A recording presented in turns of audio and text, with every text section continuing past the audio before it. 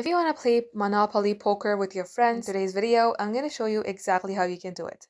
So first thing first, make sure that you have installed Monopoly Poker and not Monopoly Go.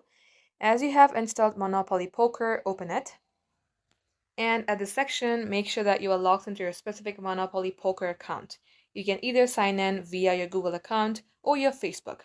As you do so, you will see a page like this. Now, in order to add friends and play with them, you will see a friends button just beside three-bar icon. Tap onto it, and as you can see, your personal friend code is this one. So your friend will also have this code.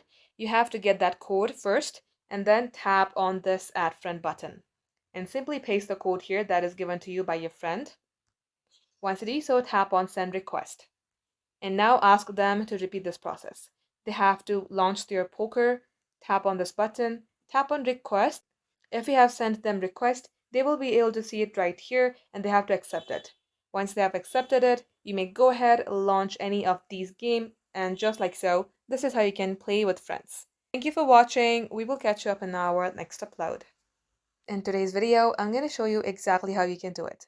So first thing first, make sure that you have installed Monopoly Poker and not Monopoly Go.